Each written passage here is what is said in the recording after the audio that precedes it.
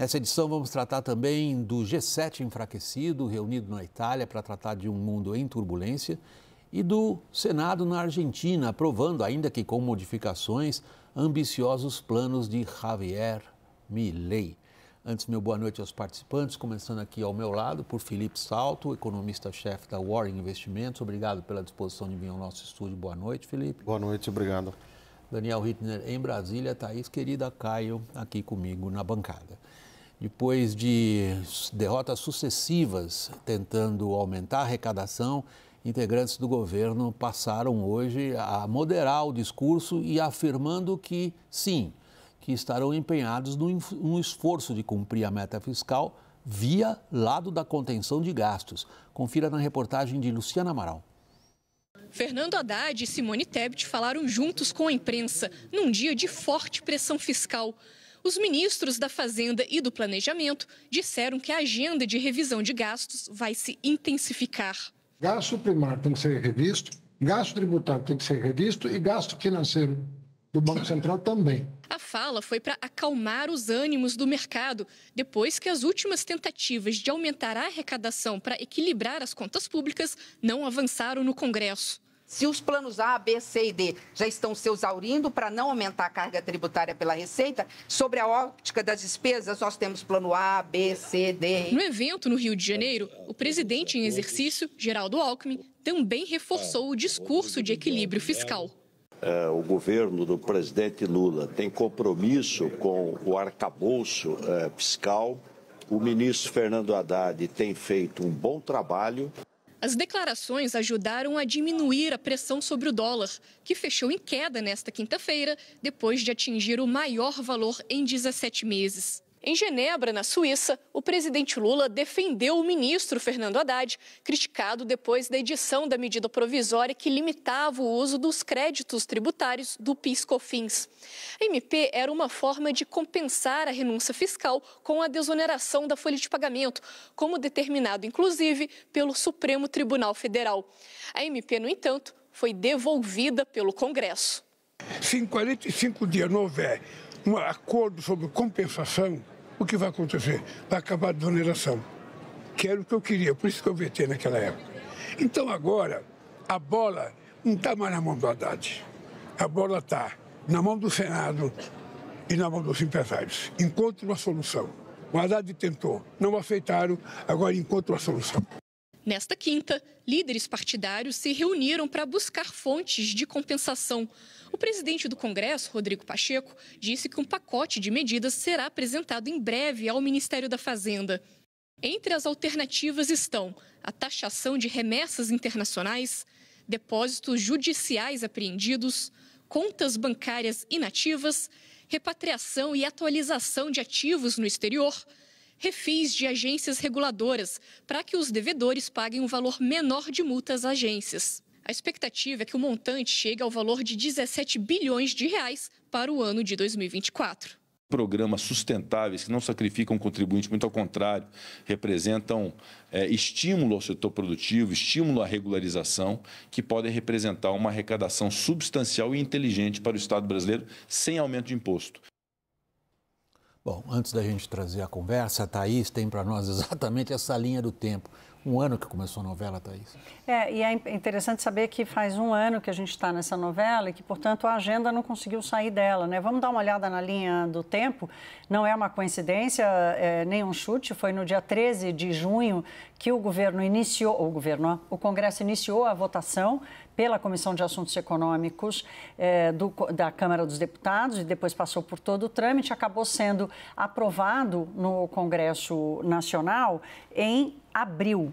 Depois disso, nós tivemos o veto do presidente Lula em outubro e o Congresso Nacional derruba o veto do presidente em dezembro. Só que no mesmo dezembro, no finalzinho, vocês vão se lembrar, vem a medida provisória que revoga a desoneração, ainda trazia também revogação do PERSE, que juntou nessa mistura aí do debate. Quando foi abril desse ano, saiu a decisão do Supremo Tribunal Federal, depois que a AGU e o governo não conseguiram fazer acordo com o Congresso Nacional. Já agora em maio sai a liminar para o acordo, a liminar de Cristiano Zanin, dizendo que vocês têm 60 dias para se acertar. E agora em junho, a medida provisória do PIS e COFINS. Felipe, essa participação da Thaís foi especificamente para dar uma ideia da nossa audiência como essa história vai se arrastando. Agora, a sua especialidade são números, você tem uma larga experiência nisso. A minha primeira pergunta a você é a seguinte: trata-se de cobrir um buraco. Há uma série de propostas na mesa do Senado. Vai cobrir o buraco? Não, infelizmente, William. Obrigado pelo convite, um prazer estar aqui com vocês. E dizer o seguinte, o Senado apresentou uma lista que muita coisa dessa lista é fumaça. Por exemplo, depósito judicial. Que depósito judicial? A receita de depósito judicial já é primária, aquilo que você pode arrecadar. Que é quando você tem uma contenda na justiça entre o fisco, a Receita Federal e o contribuinte, e aí o contribuinte entra no judiciário, depois do CARF, do contencioso administrativo, e deposita 20% lá. Isso é uma receita primária, como a gente chama, que não inclui juro. Então, quanto vem disso? 1 bilhão, 2 bilhões? Nós estamos falando de um rombo de 20 bi, pelo menos. Então, essa fala do presidente Lula é interessante, porque o Haddad mandou, o ministro Haddad mandou essa medida provisória do PIS/COFINS. Essa que foi recusada. Gerou uma grita generalizada do agronegócio, da Fiesp, do Abimac, de todo mundo. Por quê? Porque ela vai justamente para cima do uso do chamado crédito presumido, né, que é um benefício fiscal, digamos assim. Não foi bem aceita. Agora, o Congresso precisa fazer alguma coisa, porque o Congresso ele tem uma espécie de síndrome de quem quer dinheiro, né? Ele gosta de jogar dinheiro para cima, desoneração da folha, que é uma fábula. Aí vem o Supremo e fala, olha, tem que mostrar a conta e tem que ver quem paga essa conta, quem compensa isso, como compensa. Aí o Ministério da Fazenda manda uma medida e eles não querem essa medida. Então é hora deles começarem a tirar cortes de gastos, né, da cartola. É esse que é o ponto. A Receita não tem mais de onde tirar compensação para você neutralizar esse custo enorme da desoneração da folha. Daniel, Caio, nossos repórteres políticos, e aí? O Supremo deu ao governo uma arma importantíssima, que é a liminar primeiro do seguinte, esse negócio aí que o Congresso fez não está valendo. Depois disse para o governo o seguinte, ok, 60 dias para vocês negociarem, vai acabar agora no final de julho. E diz para o Congresso, vocês têm que me dizer onde é que vai ser a compensação para a renúncia fiscal. E... Não, o Congresso apresentou, formulou essa lista. Não, o Felipe acabou de dizer que isso é fumaça.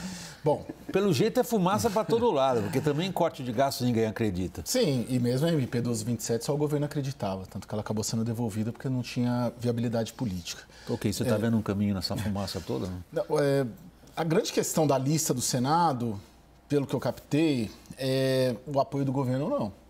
O que o governo, o que o Senado, a cúpula do Congresso Nacional está exigindo e colocando em suspeição a própria lista, o governo vai apoiar ou não? O governo vai abraçar essa agenda ou não? É disso que se trata daqui em diante. A agenda do Senado. Okay. O Senado tem uma lista ali. A gente exibiu a lista. Tem temas que o governo pode vir abraçar, tem temas que o governo pode ser contrário, tem temas que o próprio Congresso pode ser refratário. Para pegar um aqui, refis é um tema clássico de Congresso que é barbada de aprovar, né? Todo refis passa com segurança no Congresso. Mas o que o Senado quer, o Rodrigo Pacheco, os aliados do Pacheco querem é saber, o governo Lula vai abraçar a agenda que o Senado está apresentando, porque acredita-se ali na cúpula do Senado e do Congresso que se o governo abraçar, ela avança. Daniel. É uma agenda essa apresentada por Rodrigo Pacheco de baixíssimo custo político. Quem que perde com o refis de agências reguladoras, a não ser as próprias agências reguladoras, talvez? Quem perde com legalização de cassinos, jogos de azar? Quem perde com repatriação de capitais? Isso não é uma agenda política custosa. O problema é que é pouco realista, não precisa ser um economista tão bem formado quanto Felipe Salto para imaginar que essas medidas não chegam a 25 bilhões de reais para compensar a desoneração. O que eu vi hoje foi, portanto, eu acho que assim, o governo não tem um grande custo também para apoiar essa agenda. O que eu percebi hoje no governo e na equipe econômica, e conversando para além das declarações de Haddad e Simone Tebet ali na porta do Ministério da Fazenda, foi uma outra preocupação que é muito além de desoneração da folha. É um sentimento, uma leitura de que existe uma crise de histeria, foi a palavra que eu vi, que precisa ser debelada. Existe equilíbrio fiscal no momento? Não, não existe. Estamos à beira do precipício? Também não estamos à beira do precipício. Então, o principal hoje, nos próximos dias, é conter minimamente as expectativas que se deterioraram muitíssimo nos últimos dias, na última semana. Por isso, falar em corte de gastos tributários, em corte de renúncias fiscais. Bom, é como eu estava dizendo, falar em corte de gastos é uma fumaça, porque até aqui não vimos acontecer. Isso é música para o futuro. Agora, existe uma histeria, Thaís? Do lado, é assim que o governo vê, né? Porque a reação do mercado e a reação dos empresários com a contundência que foi, né? Na resistência que eles tiveram, o governo pode entender como uma histeria. E vender como uma histeria também é importante, né? E tem essa má interpretação de quando o mercado reage, o que o mercado faz é dar preço para o risco. No futuro, não é hoje, é no futuro, né? O alívio que aconteceu hoje é um alívio muito pequeno, perto da deterioração que aconteceu, e não foi de uma semana para cá, foi de meses para cá, alguns meses para cá. O governo é devoto de São Tomé, vai precisar ver, o governo não, o mercado é devoto de São Tomé, vai precisar ver para crer. E também há uma discordância, uma divergência sobre qual é o espaço de desaforo que as contas públicas podem aguentar, que é o que eu quero trazer aqui para o Felipe. Felipe, a gente tem visto estudos do próprio Tesouro Nacional dizendo o seguinte, olha, se não mudar o orçamento de saúde e educação, não mexer na vinculação do salário mínimo com a Previdência, em 2026, 2027 não tem mais orçamento. É ali, não é daqui a 10 anos. Então, e o governo dizendo hoje, a Simone Tebet falou assim, não, olha, a questão não é Previdência, nós não vamos nem passar por isso, saúde e educação têm uma fragilidade enorme. Não estamos na beira do precipício, mas estamos muito perto de uma ruptura, de um esgotamento da condição fiscal? Deixa eu lhe dizer, Thaís, eu acho o seguinte, nós temos um déficit público que é gigantesco. O ministro Haddad conseguiu aprovar aquelas medidas todas no ano passado, de recuperação de base, de aumento de arrecadação, e surtiu o resultado, esse conjunto de ações. A receita está crescendo pela nossa conta lá na Warren quase 10% em maio, acima da inflação. Só que o gasto está crescendo 12%. A despesa pública federal está crescendo 12% acima da inflação. Então, chegou a hora do Congresso, do Executivo, do Judiciário colocarem a mão na consciência e observarem isso que você falou. Tem medidas que a gente não vai conseguir mais escapar. Salário mínimo vinculando à Previdência. Mas isso ninguém aceita.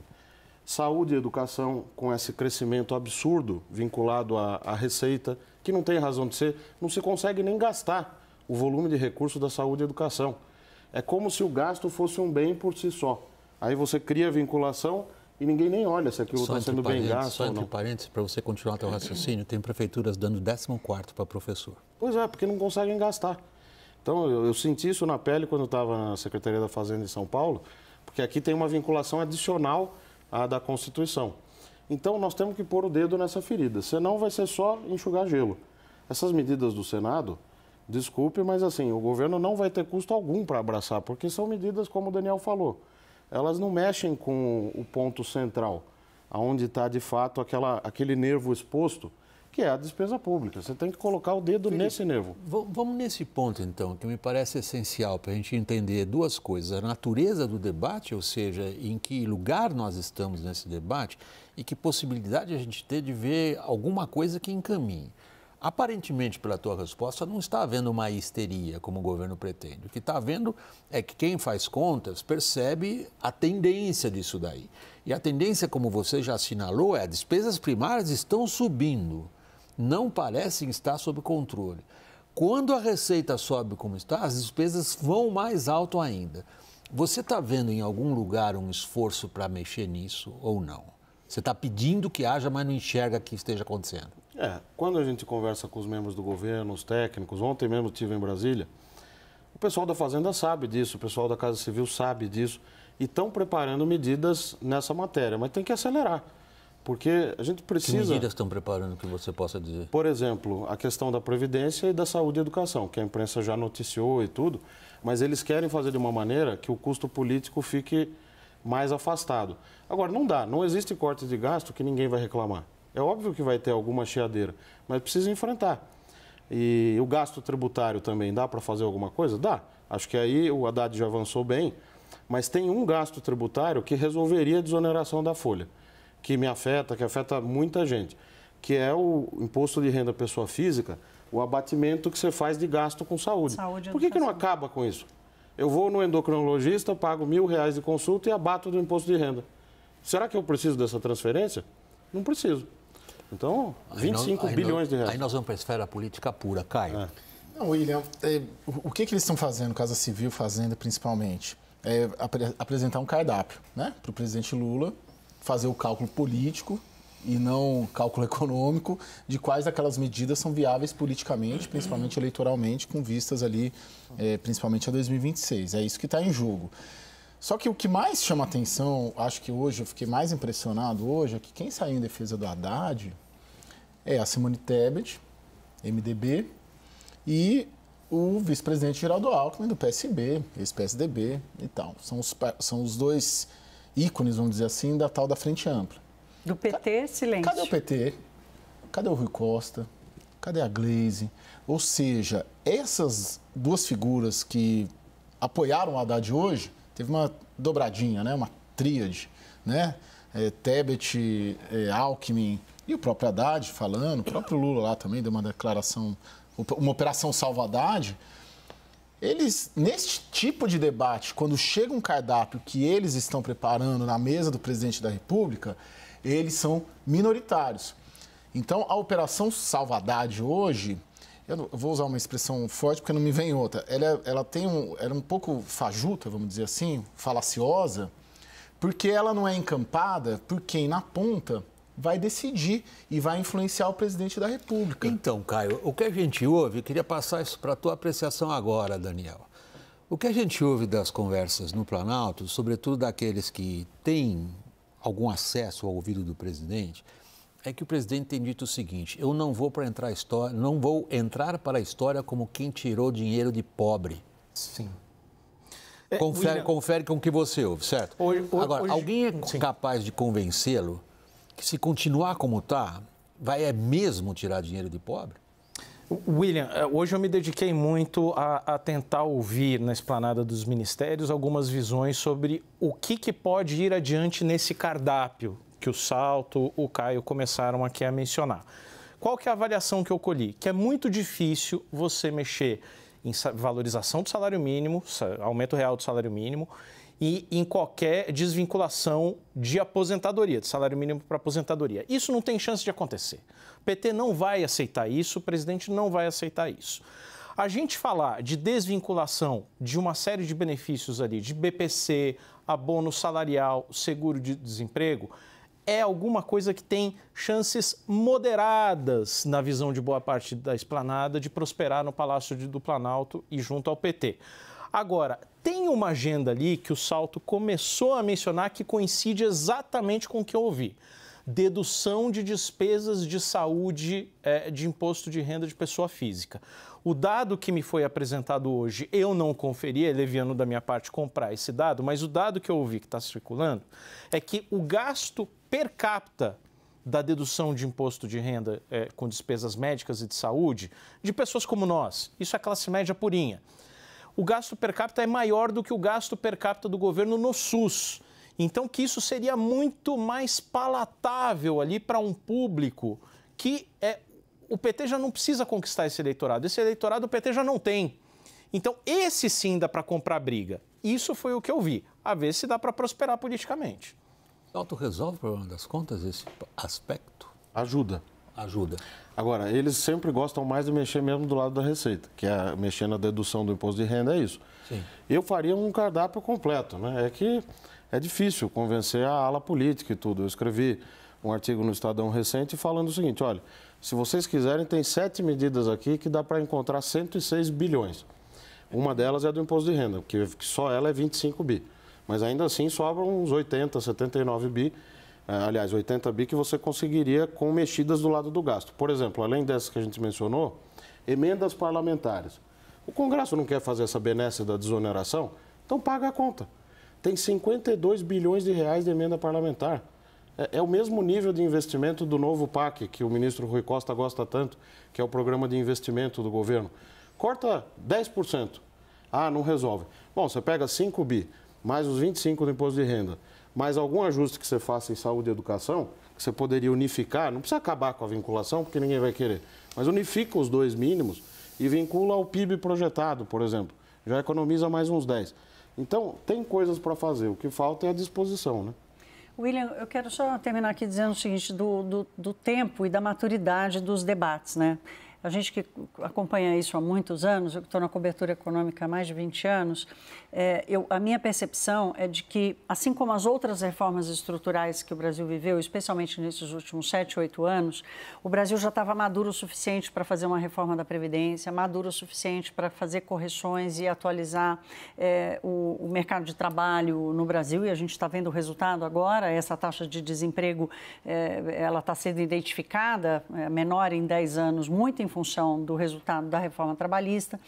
A mesma coisa aconteceu com a reforma da Previdência, enfim, e agora chega o momento de fazer esse debate, porque você chegar ao gasto de saúde e educação, chegar à vinculação da Previdência, precisava ter passado por todas essas etapas antes. Talvez, eu brinco, viu, Felipe, que quando o assunto sai do artigo do economista para as reportagens, é porque essa maturidade está chegando. Enquanto ele está só concentrado nos especialistas, a gente fica sonhando com um dia que ele vai virar realidade.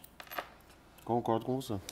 Caio, o que a gente percebe é que da parte do presidente da República, que ele é que vai decidir tudo, os finalmente são todos com ele. Até aqui, qual é o que você poderia dizer? O Lula sozinho, uma decisão dele, provavelmente vai sentir falta de apoio no Congresso. Quanto que ele estaria disposto a abrir o que até agora ele não fez, que é governar com mais gente de verdade? William, esse debate ele entrou agora por conta... Ele se antecipou por conta desse indiciamento do Juscelino, né, do ministro das Comunicações, Juscelino. Ele era um debate previsto para um pós-eleição, o que é natural, né? Sempre depois das eleições municipais, é a metade do governo, os governos fazem uma reanálise. Sim, a crise puxou para agora, tanto a crise política e a crise... a dificuldade política dele é tão grande que ele tem um dilema hoje político de saber se ele prefere ficar com um partido na base, como a União Brasil, que é um aliado meia-boca. Eu digo meia-boca não pelo tamanho do partido, que é muito grande. Aliado meia-boca porque ele é infiel. Ele tem candidato a presidente contra o Lula em 2026, né? O governador de Goiás, Ronaldo Caiado. Como assim? Tem 3 ministérios. Então, ele tá ele vive um dilema nessa situação que ele não pode nem afastar e eliminar a União Brasil, embora ele queira fazer isso. Essa é a situação dele. Gente, nós estamos, infelizmente, chegando ao final desse tempo para esse segmento. Felipe Salto, economista-chefe da Warren Investimentos, muito obrigado pela disposição de vir aqui à bancada conosco. Boa noite, Felipe. Eu que agradeço, William. Boa noite a você e a todos. Daniel, Thaís e Caio, a gente vai para o intervalo e na volta, nosso assunto é a vitória de Javier Milei no Congresso argentino. Até já.